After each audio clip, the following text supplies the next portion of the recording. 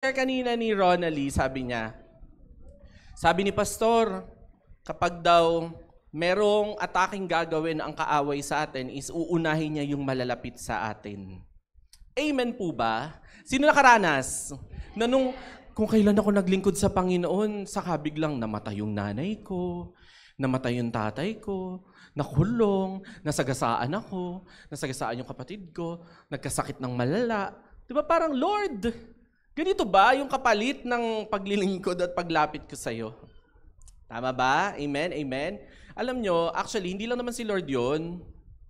Meron talagang ginagawa ang kaaway para pabagsakin ang ating mga pamilya. Alam nyo po kasi, family is the basic unit of our society. Tama? Parang cells po ng ating katawan. Ang bawat organ po natin ay binubuo ng mga milyong-milyon, bilyong-bilyong cells. Example, yung inyo pong liver.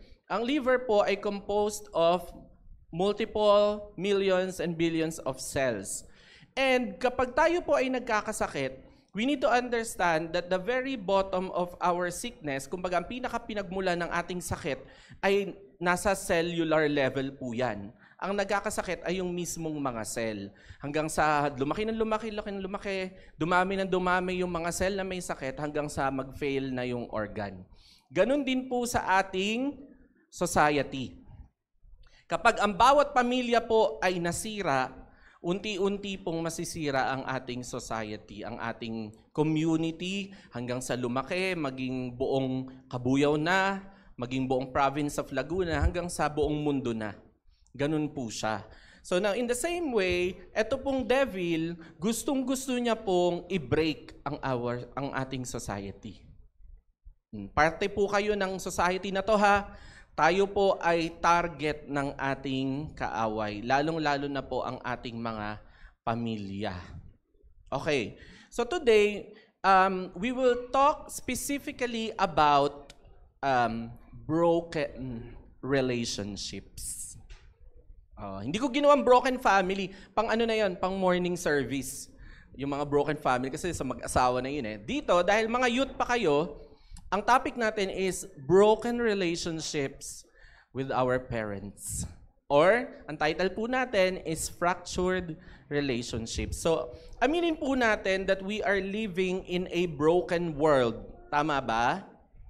Sino dito nasabi nyo na yan, broken ako? Or broke lang. Broke lang tayo. Broke lang. Kunulang ng N. Hindi, di ba? Minsan nasasabi natin yan parang, I feel broken. Minsan lalapit ka, Moms, broken ako. Chat ka sa ano. Bakit? Naghiwalay kami. Di ba? Ganyan tayo eh. Pag nasaktan, feeling broken. Yan. Alam nyo po, minsan hindi na natin kailangan lumayo para ma-realize na ang paligid natin ay punong-puno ng brokenness. Titingnan lang po tayo sa salamin. Huwag yung basag na salamin kasi yung broken yun talaga. Yung sarili mo, tingnan mo lang, makikita mo na, ay, broken. Tingnan mo lang yung family mo, ay, may brokenness. Diba? Makita mo lang yung mukha ng katabi mo, ay, broken. Hoy, huwag yung tingnan, kayo talaga. Diba?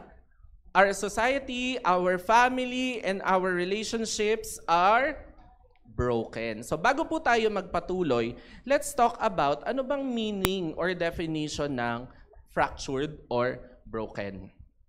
So sabi po dyan, si Google at si Madam Merriam-Webster, sabi niya, fractured, ang ibig sabihin is violently separated in parts. Okay? Sino po dito nabalian ng buto? Amen. Anong nabali sa'yo? Parang wala naman eh. Parang di halata. Sino po nabalian ng buto? Yung nilagyan ka ng semento, kunyari dito sa arms, sa legs, mukha, semento. Meron ba? Meron? Walang nabalian ng buto dito? Bonakid, di ba? Batang may laban. Tibay naman ng mga buto nyo. Pero normally po ang nangyayari, pinakamagandang example ng fractured ay nabaling buto. So si buto, pag na-fracture siya, kunyari, nalaglag ka somewhere, natumba ka, nasagasaan ka, violently, nagse-separate siya into parts. And may mga times na nadudurog pa yung buto sa sobrang tindi ng impact. Yun daw po ang fractured. Diba? Sino dito yung feeling mo fractured yung life mo? Kumbaga parang shattered. Iniisip mo na, sira o wasak ang aking buhay. Diba? Nasabi niyo ba yan sa inyong mga jowa? Sinira mo yung buhay ko. Sinota mo ko. Diba? Sinota mong best friend mo. Alam niyo ba yon? Hindi niyo alam yon. Grabe, hindi kayo nanonood ng Pilipino. Number 2 po is damaged or altered by or as if by breaking. Na-damage daw dahil binali. Okay? Naputol, nabali, nawasak, nadurog. Broken or fractured. Okay? Number 3 ay faltered or full of mistakes. Yung fractured pala, hindi lang pala literal na broken. Maaaring nagkamali ka, meron kang pagkukulang, or marami kang nagawang mali. Kaya ang tawag sa iyo ay broken. Okay, number 4 dyan is you were made weak or crushed. Grabe, no? Pinanghina ka daw. Emotionally, you smile, pero deep inside, you are hurting. Oh, ganun pala yung mga broken. Tingnan nyo nga yung katabi nyo. Ano bang smile niyan? Meron bang sakit deep inside yung mga ngiti niyan? Wala. Okay. Number 5 is cut off or disconnected. Yan. Diba? Nakaka-frustrate yan kapag kunyari yung phone mo disconnected. Tama? Hindi connected sa internet. Hindi connected sa wifi. Nakagalit, no? Pero pag nagdi-disconnect tayo sa family, okay lang. Walang pake. Diba? Ayaw nating pumayag, ma-disconnect sa internet, pero kapag family natin, okay lang tayong mag-disconnect. Tama ba? Dead ma sa bahay, focus ako sa phone. Bala ka dyan. Diba? Di mo na kinakausap yung family mo, pero pag nawalan ka ng internet, panik ka. Ma, walang internet! Ma, yung wifi! Diba? Ganun tayo agad. Pero pag inuutusan ka ng mama mo, parang wala ka naririnig. Disconnected. And then last po is disunited or separated. Ito ay tuluyan na talagang nawala, naputol, or natanggal na, napahiwalay na, broken or fractured. So, hindi po buto ang pag-uusapan natin ngayon. Ang pag-uusapan po natin ay ang ating mga relationship sa ating parents. Sino po may parents? Amen? Sinong wala? Wala. Okay. Perfect. Meron ako mga i-share na mga statistics sa inyo. Sabi, in 21 countries, hindi ko alam kung kasama Pilipinas dito the biggest problem in the last 5 years ay broken families. Gusto kong tanungin kayong lahat, pero wag nyo na itaas yung kamay nyo. Sino po dito abunga ng broken family? Hala girl, wag mo na itaas yung kamay mo. Okay lang. Ako po ay bunga ng broken family. Kami pong magkakapatid ni Toms and ni Preston. Kami po ay bunga ng isang broken family. Sino po dito ang ganun lang kayo. Parang hindi kayo Marami pong broken families, tama? Sabi nga ni Kuya Ari last week, midweek, sabi niya, 1 out of 3 children ay product of a broken family.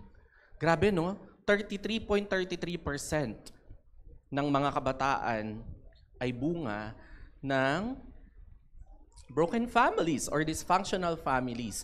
Sabi pa dyan, 40% of all the children don't live with their biological parents.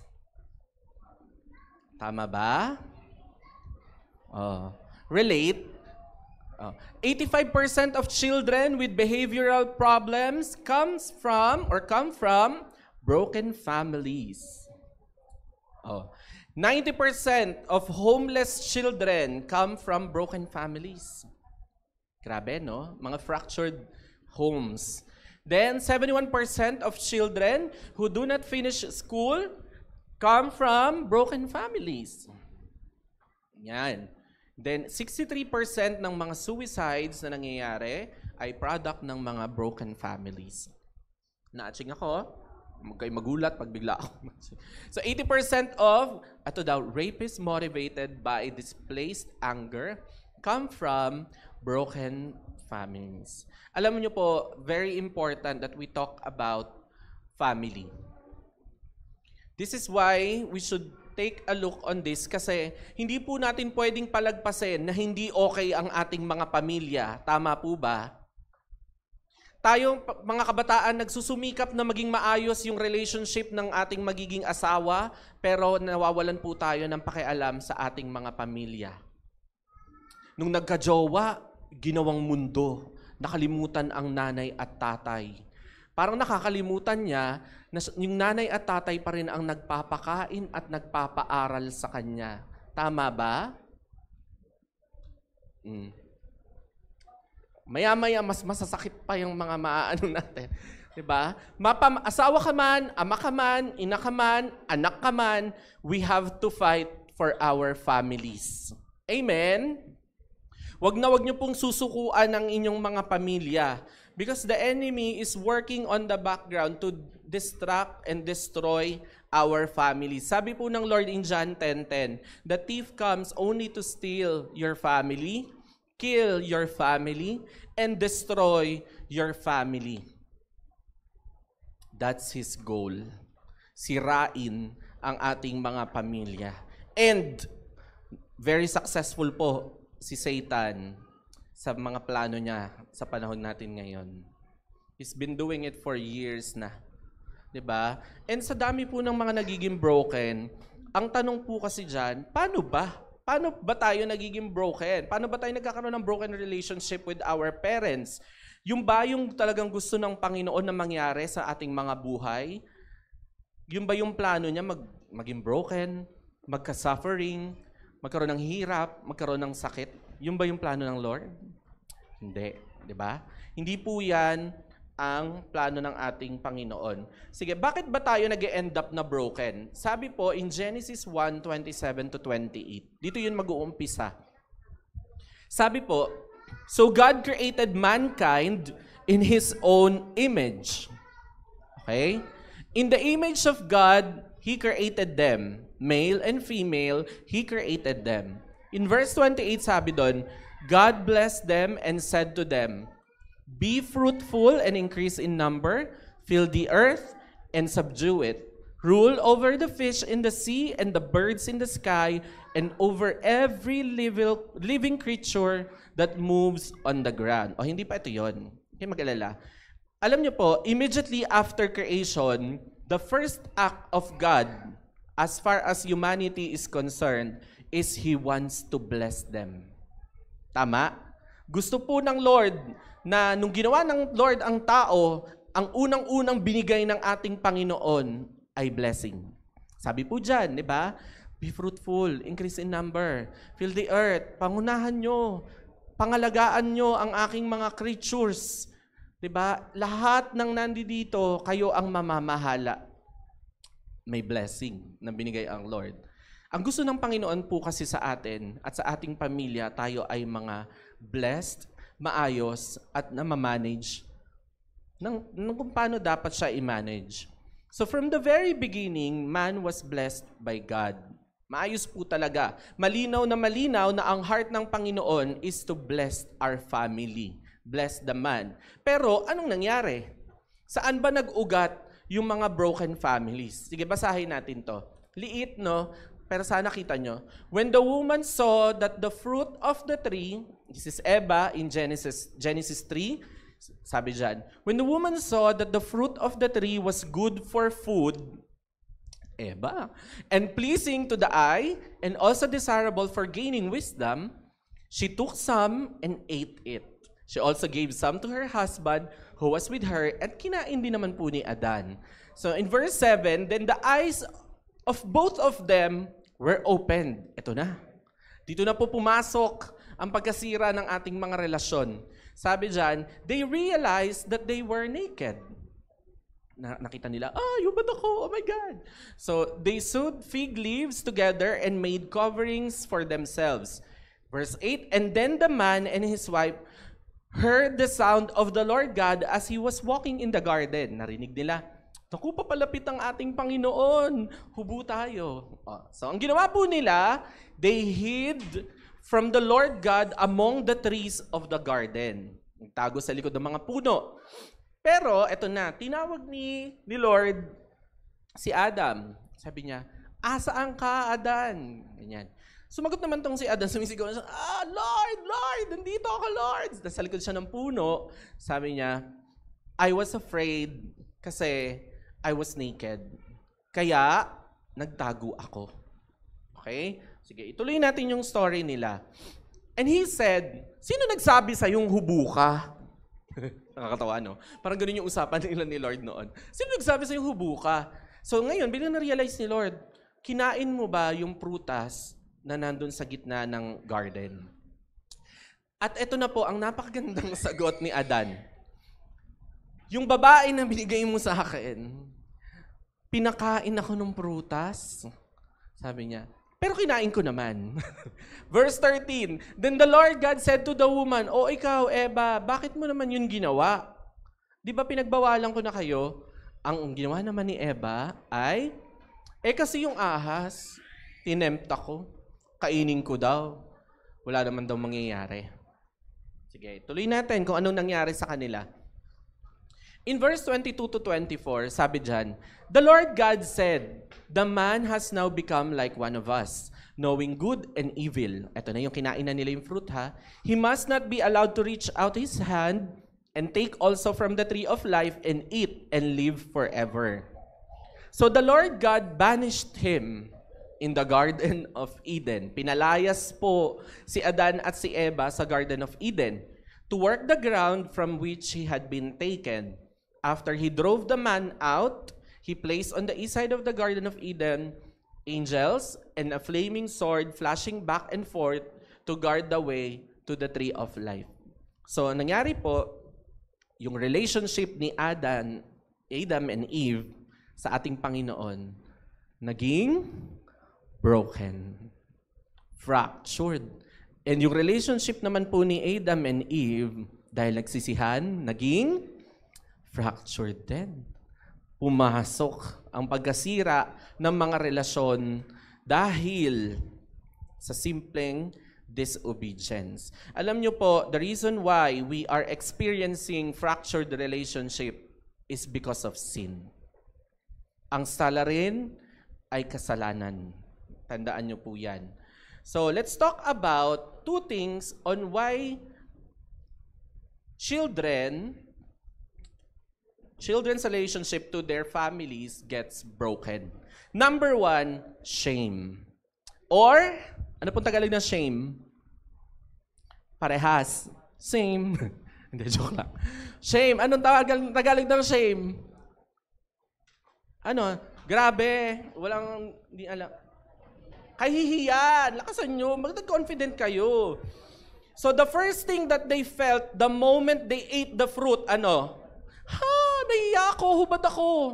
Diba? Nagkaroon ng shame. Nung pumasok yung kasalanan, ang unang-unang naranasan, kahihiyan. They felt shame, nagtakip ng dahon. Diba? Alam niyo pa, makaka-relate tayo dito. Bakit? Kasi every time po na meron tayong magagawang mali, anong nagiging reaksyon natin? Hala, nakakahiya. Diba? Ang ginagawa pa natin, pinagtatakpan ang kamalian. Tama ba? Para hindi mapansin ng iba. Amen? Diba? Kunyari, naglalakad ka. Nagkamali ka ng tapak, nadapa ka. Anong reaksyon? Ay, nakakahiya. Viral na ako. Viral agad. Nadapa lang. Viral agad. Diba? Alam niyo po kasi, ayaw nating malaman ng ibang tao na tayo ay nagkakamali. Bibigyan ko kayo ng example. Pag exam, kapag ba mababa yung score mo, tinatanong mo pa yung score nung katabi mo? Hindi. Di ba? Hindi. Kasi bakit? Kasi kunyari, mataas yung score nung katabi mo, sinabi niya, "Huy, perfect ako, ikaw." Ay, hindi ko na sasabihin. Akin na lang to. Kasi bakit? Nahihiya. Alam namang ipakita mo pa yung puro mali mo doon sa exam mo, di ba? Hindi mo na yun maipapakita sa classmates. Hindi mo na rin yun maipapakita kanino? Sa magulang. Sino dito nagpapakita ng bagsak na exam sa mga magulang? Tapang mo na. Tapang mo naman. Di ba? Hindi. Minsan, ang gagawin mo, teka, dagdagan natin ang score. Bago ipakita. Nako, mali po yan. Di ba? After pong pumasok ang kasalanan sa ating mga buhay, naging natural po sa ating lahat na ang first response natin pag nagkakamali tayo is to feel ashamed. Amen? Totoo yun. Kahit sino pong magkamali, ang unang-unang nararamdaman, nakakahiya. Diba? At ito pong si Eva at si Adan, ganun-ganun po yung naranasan nila. And bukod sa sila ay nahiya, ano pang isa nilang ginawa? After mahiya, ano pa yung ginawa nila? Nahuli nyo. Nagtago. Zil, Joaquim, pagbaba ko dito mamaya. Hindi kayo tumitigil, ha? Sige. Bukod sa sila ay nahiya, sila ay nagtago. Sino naman dito? Ayan. Yung kapag meron kang nagawang mali, nagtatago ka. Nahihiya ka, natatakot ka sa sasabihin ng iba. Tama? Ginagawa? Ginagawa. Kunyari, medyo sensitive, pero sige, ituloy natin para sa salita ng Lord. Nabuntis ka. Lord, mali. 13 pa lang po ako. Ay, hindi, gawin na. Medyo taasan natin. 16. Ilaban natin ang 16. Ang 16 ba ay tamang edad para ikaw ay mabuntis at magkaanak? Hindi. Pare-parehas tayo ng pananaw dyan, ha? So, ang nangyari, senaryo, nabuntis ka. Normally, anong gagawin mo?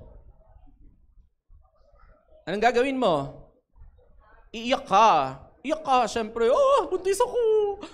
Diba? Parang akala mo naman, hindi mo talaga ginawa yan. Tapos iyak-iyak ka nung nabuo.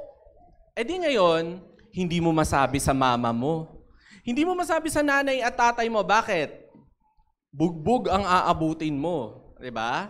Baka palayasin ka, saktan ka. Ganun yung iniisip natin eh. So ang nangyari, ang ginawa natin, normal, mga nangyayari sa mga movies, sa mga telenovela, anong ginagawa? Uy, wag naman agad abortion. Grabe naman kayo, laglag agad.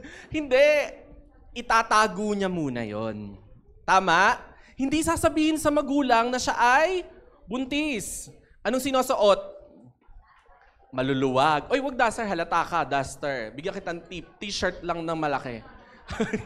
T-shirt lang ng malaki. Tinatago, di ba?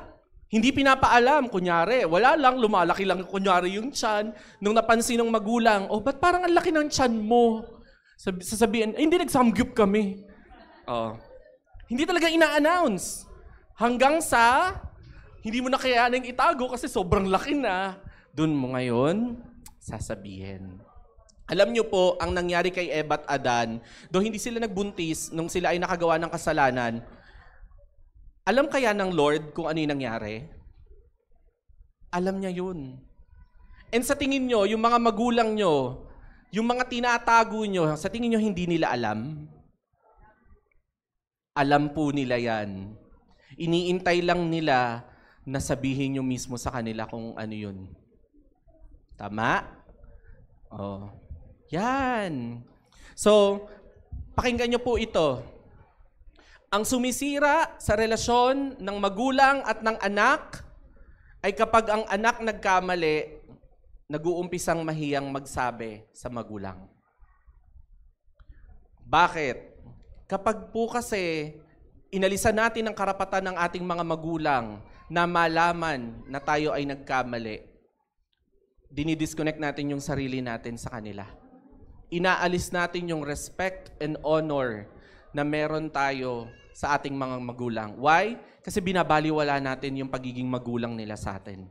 At minsan, ang malala pa, ang ginagawa natin is tinatago natin yung mali natin sa ating mga magulang. Very wrong po iyan. Sino po dito yung guilty? Hindi yung nagbuntis sa tinago Sino po dito yung guilty na nagtatago minsan sa magulang?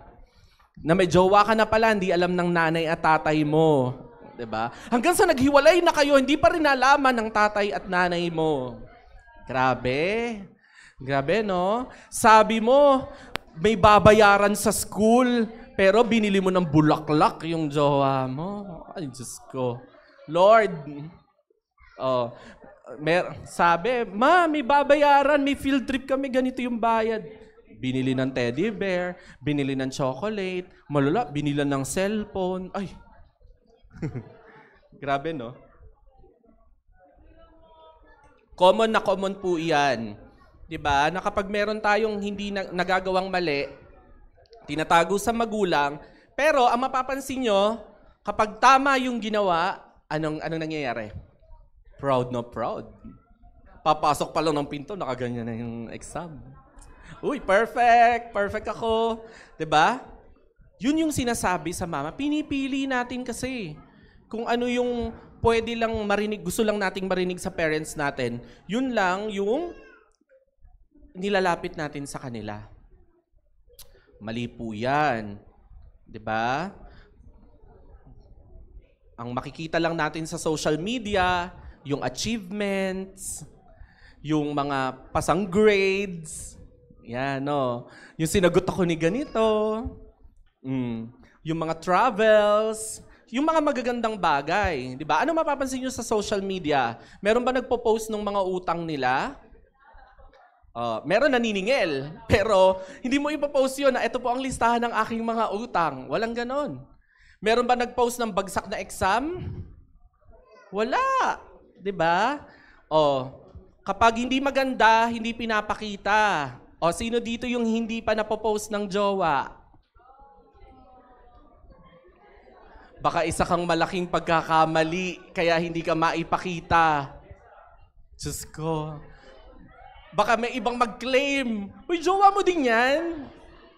Jowa ko din yan. Kaya sa mga may jowa po dito, kung hindi kayo ipinopost ng inyong mga jowa, again, ulitin ko, kapag hindi maganda, hindi pinapakita. Kayo nang bahalang humusga. Sige. Grabe kayo.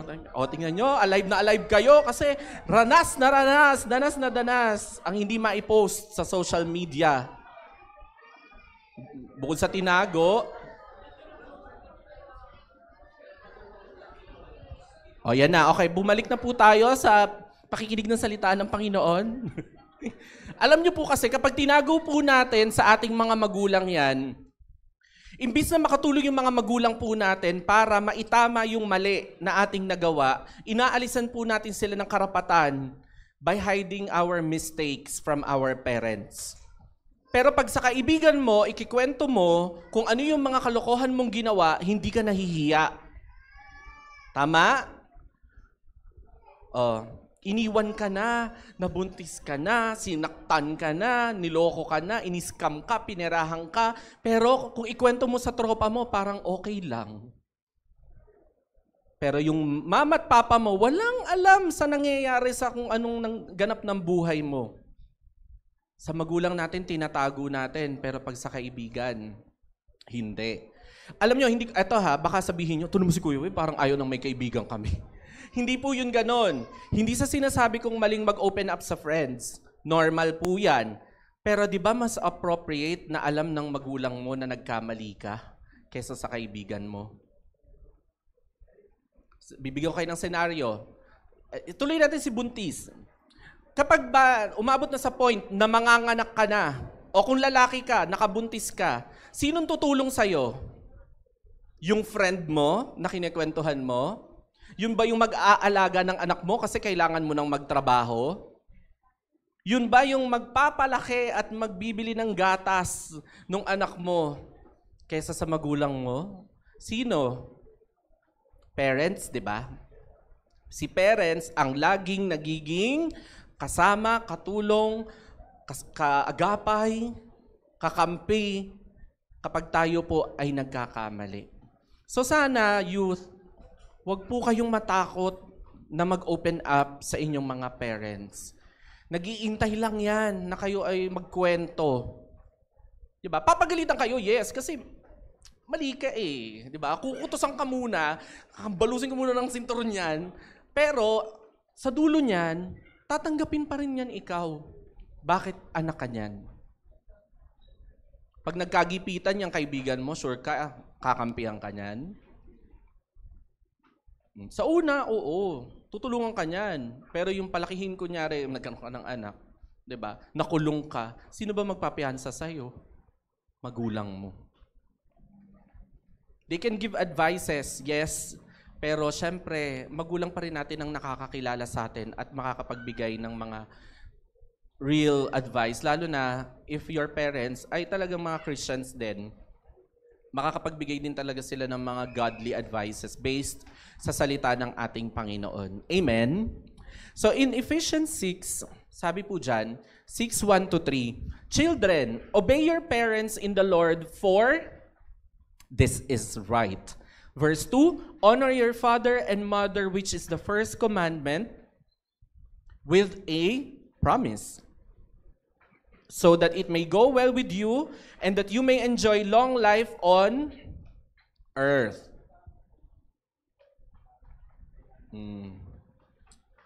Yan. Sabi nga dun sa definition natin kanina, di ba? Disconnected.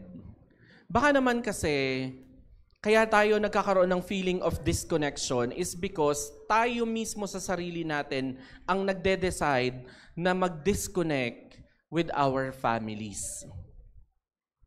Diba? Pag may mga bagay kang na-experience, kwento ka ng kwento sa kaibigan mo kung paano naging broken yung relationships, pero hindi mo naisip na baka malaki yung contribution mo, 'di ba? Kung bakit nangyayari yun sa'yo, pero hindi mo masabi sa mga parents mo. Pag nagagalit ka, kapag nagsabi ka, baka sabihin, ayan ka na naman, nagkamali ka na naman. Ba't hindi ka kasi nakikinig sa amin? Natatakot kang ganunin ng parents mo, pero dapat aware ka din sa sarili mo, sino bang nagkamali? Sila ba o ikaw? Baka naman kasi ayaw lang natin tanggapin yung pagkakamali natin, kaya ayaw nating makorek ng ating families. Sometimes, pinipili nating mag-disconnect sa ating mga pamilya by not talking to them, and yet we expect a whole happy family. Gusto mo magkaroon ng masayang pamilya, pero ayaw mo naman mag-open up sa kanila. Gusto ko maramdaman na mahal ako ng mama ko at ng papa ko, pero hindi ka naman nagkikwento sa kanila. Hindi ka lumalapit, hindi ka naglalambing. Sabi nga po sa inyo kanina, ang pagsasabi at hindi pagtago ng mali natin sa magulang natin is a sign of respect and honor to our parents. Papagalitan ka, pero surely tutulong at tutulong yan sa'yo. Iko-correct ka niyan, itatama ka niyan, mag-share ng advices, but ang goal niyan is maiayos ulit kung ano man yung naging mali mo in the past. Amen ba? Alam niyo po, eto, parang paglapit din po natin yan sa ating Panginoon eh. 'Di ba? Na every time na meron tayong nagawang mali, wag po tayong mahiyang magsabi at lumapit sa ating Panginoon. Wag mong itago sa Lord yung kasalanan mo dahil alam ng Lord na nagawa mo yun. Iniintay lang niya na lumapit ka at magrepent na, Lord, sorry, nagawa ko, hindi ko na po ulitin. Wag kang matakot. 'Di ba? Minsan meron po tayong sinasabi na, hindi ako deserving, hindi na ako worthy na lumapit sa iyo, Lord, kasi sobrang dami ng kasalanan ko, hindi na po ako karapat-dapat na lumapit sa iyong harap. Alam niyo po, mali yan. Bakit? Kasi isa lang po yung epekto ng sin. Yun nga, di ba? Nagiging ashamed. At ang kaaway, patuloy pong i-feed sa ating mga utak na wag lumapit sa Panginoon. ilalagay ng kaaway yan sa isip mo na hindi ka worthy. Hindi ka na pwedeng lumapit sa Lord. Grabe yung kasalanan mo, lalagpas ka na sa impyerno. 'Di ba? Ganun yung iniisip natin minsan eh. Mapapatawad pa ba ako ng Panginoon? Ang dami kong kasalanan. Mapapatawad ka pa ng Panginoon. Amen? Huwag mahiyang lumapit, magsabi sa ating Panginoon. Let's take accountability of our mistakes. Huwag nating angkinin lang at pabayaan ang ating mga nagawang kamalian. Sa pangalawa po is blame. Medyo tumaas lang si blame, pero pasok pa rin yan. So, blame. So, una kanina, shame. And then yung pangalawa, blame. Blame is the second reason why we have broken relationships with our parents. Okay? So, ituloy natin yung story sa blaming part. Maganda to kasi normally naninisi tayo pag nagkamali tayo eh. So, in verse 11, sabi po ng Lord doon, and He said, sino nagsabi sa'yo na kayo ay naked? Tanong ni Lord. Kinain nyo ba yung prutas na sinabi kong huwag nyong kainin? Eto na, yung sabi ko sa inyo kanina. Anong sagot ni Adan? Anong sagot ni Adan? Alam mo kasi, Lord, the woman you put here with me. Alam niyo yung tandaan niyo yung phrase na yan, ha? She gave me some fruit from the tree and I ate it. Dito po, dyan sa phrase na the woman you put here with me, dalawang bagay po yan. Sinisi niya si Eva, at sino pa yung sinisi niya? Si Lord. Sabi niya, Lord, the woman, si Eva, sinisi, you put here with me. Yun sa Lord. Grabe, no? Sinisi niya na si Eva, sinisi niya pa si Lord na, kasi Lord, parang ang dating, in our language ngayon, kasi Lord naman, ba't mo ako binigyan ng babaeng yan? Parang kulang na lang sabihin ni Adan, okay naman ako sa unggoy, okay naman ako sa mga tigre, okay naman ako sa mga baboy. Ba't ba ako binigyan ng woman? Ayan, nakain ko tuloy yung fruit. Parang ganun eh, no? Wow, grabe, Adan. Asa ng accountability mo? Nung nagkamali ka, sinisi mo pa ako. Kung ako si Lord, no? Mapulbos ka. Ganyan. Balik. Pulbos ka ulit. Diba? Grabe. Parang kasalanan pa ni Lord. Nabinigyan siya ng kaagapay. Alam mo, ganyan po kasi tayo eh. Ganyan ang tao. Naipasa po yan sa atin ni Adan at ni Eva. Na minsan kapag tayo po ay nagre-reason out, kapag tayo ay nagkamali, nagkakaroon po tayo ng tendency na magsisihan. Diba? Kapag meron tinanong, sino dito yung ganyan-ganyan? Si ganito yun eh. Ano yun? Umaming ka na. Di ba ikaw yung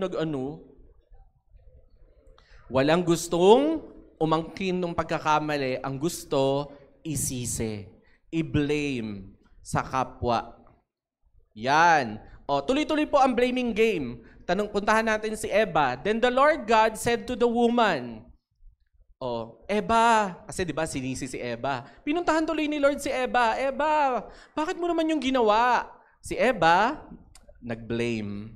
Kasi naman Lord yung ahas. Tinempa ko kasalanan niyang ahas na ginawa mo eh. Hindi na naman umamin si Eva. Pwede naman sabihin na lang na, Lord, sorry, natakam ako eh. Parang sarap kasi nung prutas na ginawa mo eh. Wala. Ang ginawa, ipinasa yung kasalanan sa iba. Sinisi. Sino po dito yung nakaranas, isisi sa iba yung alam na alam mo namang ikaw ang may gawa?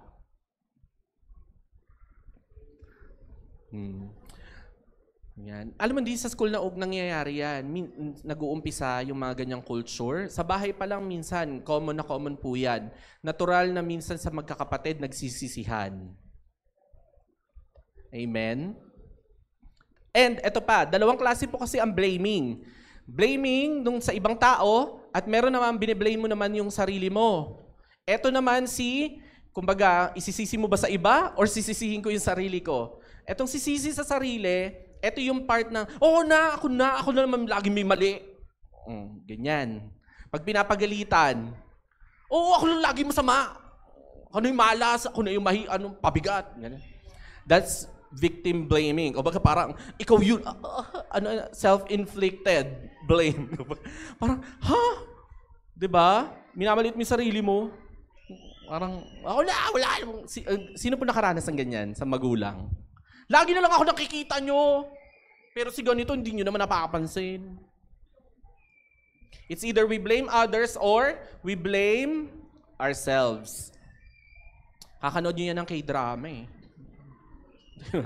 In Revelations 3:12, Revelation. Hindi ko nalagay. Revelations 12:10, nakalagay po doon na the enemy is the accusers of our brothers and sisters.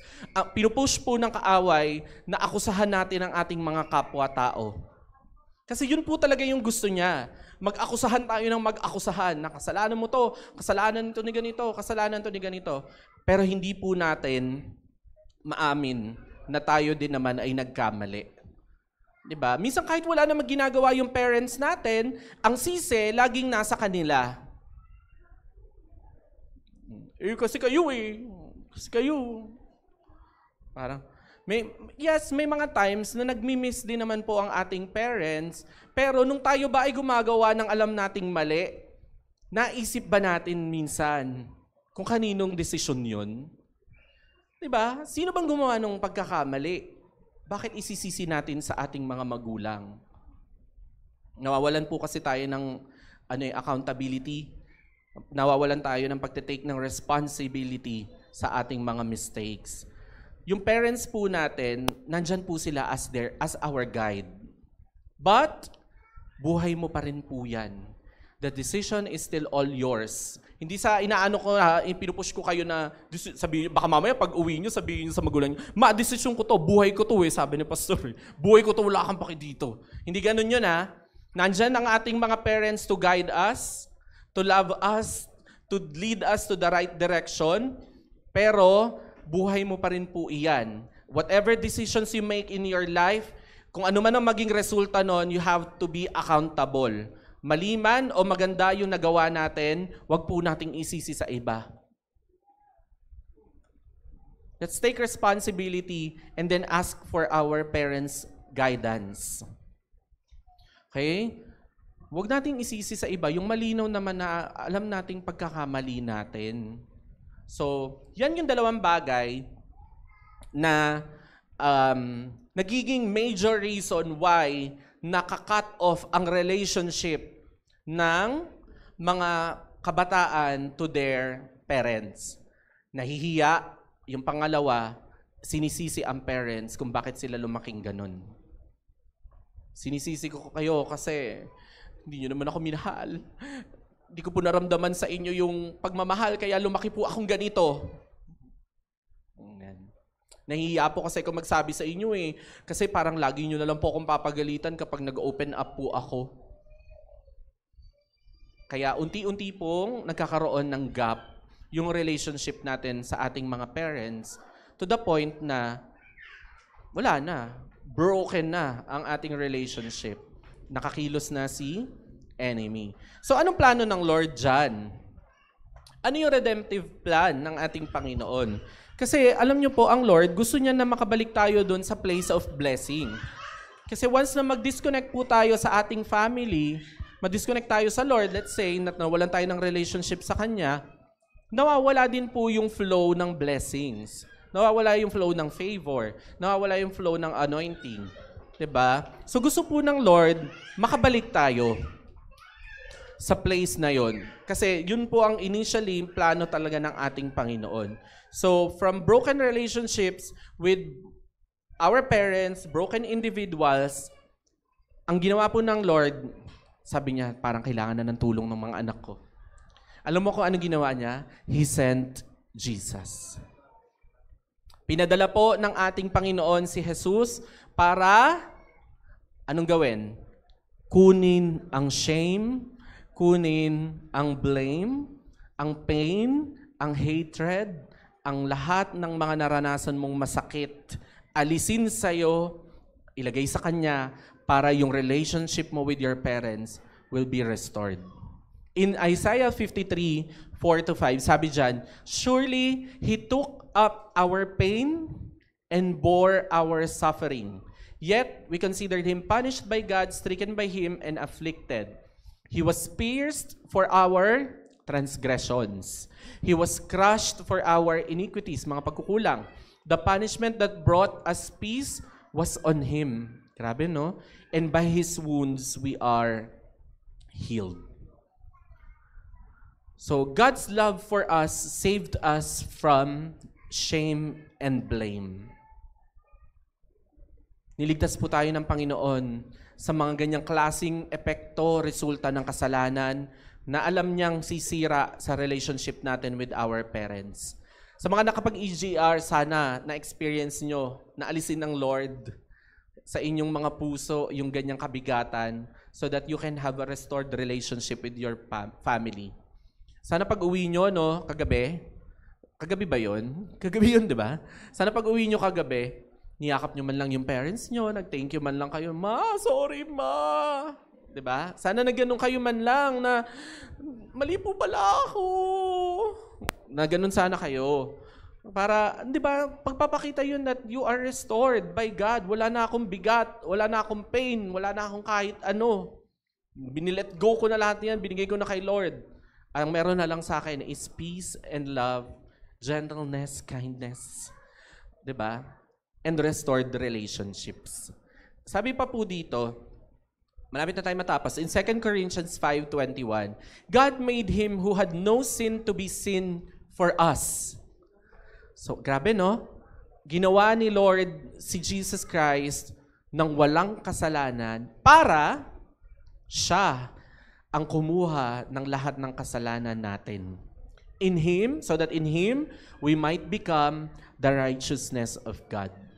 Si Jesus na po ang sumalo ng shame and blame para makapamuhay po tayo ng matiwasay with our families, with each other. Kasi po gusto ng Lord, mag-reconcile po tayo sa ating mga parents. Diba? Minsan mahirap po talagang gawin yan, lalo na kapag ang tagal-tagal ng panahon na hindi kayo nag-uusap, ang tagal-tagal na ng panahon na yung relationship talagang broken, mahirap makabalik. Pero the Lord is there to help you na ma-restore yung relationship mo with your parents. So, last na ata yan. Ito, last. Sabi po ng Lord, in Mark 3:25, "If a house is divided against itself," kumbaga, yung mga nasa loob ng bahay mismo, ang nag-aaway-away at against sa isa't isa, that house will not be able to stand. Sinong nanalo dyan? Nanalo si Satan dyan. Because again, his goal is to destroy our families. At nag-uumpisa po yan to simple relationships na meron tayo with our parents, with our siblings, with our friends. Yung mga simpleng relasyon na nasisira dahil sa mga simpleng bagay ay nagli-lead to a full destruction hanggang sa hindi na natin siya nakokontrol. Sana masanay tayo, magkaroon tayo ng ganong kultura that we honor and respect our parents kahit na minsan obvious naman na tayo yung may mali. Kung meron man silang pagkukulang in the past or nagkukulang pa rin sila kasi tao pa rin naman yan, I hope na ang bawat isa sa atin ay merong malawak na pangunawa para patawarin din yung mga parents natin pag sila yung nagkakamali. Again, 'di ba? Kung tayo mismo mag-aaway-away sa loob ng bahay, that house will not stand. Pinatalo natin si Lord doon sa part na 'yon. Okay, so sa mga meron pong nakasamaan ng loob sa inyong mga kapamilya, now is the time. Marami pa kayong maririnig na mga messages this month that is related to family. Pero sana ngayon pa lang, magkaroon na agad ng restoration sa mga broken relationships natin, especially with our parents. Amen? Amen po ba? So tayong lahat ay tumayo, ay mananalangin bago tayo mag-close. Sige, let's pray. Lord God, Panginoon in heaven, we thank you, Lord, for your words. We thank you for your message today. Lord, we ask, Panginoon, that you help us, Lord, to restore, Panginoon, yung mga broken relationships na meron kami with our parents, Lord God. Lord, tulungan mo kami na mag-open up ng hindi nahihiya, Lord God, sa aming mga magulang. Every time na kahit hindi kami nagkamali, Panginoon, anything about our lives, any update, Panginoon, sa aming mga buhay, tulungan mo kami, Lord God, bigyan mo kami ng courage to share them with our families, Panginoon. Lord God, hayaan mo, Lord, na yung mga puso namin mawala ng hatred, Lord God, maalis yung mga galit, yung mga sakit, Lord God, na experience namin with our families, Panginoon, para mapalitan, Lord God, ng reconciliation, mapalitan ng love, Lord God, and care for our family members, Lord God. Lord, we thank you, Panginoon, for today, and I hope that you work, Panginoon, in the lives of these children, na as early as now, magkaroon sila ng culture, Lord God, that they open up and speak with their families, na hindi sila nagdi-disconnect, Panginoon, sa kanilang mga magulang, Lord God. This is our prayer in Jesus' name. Amen.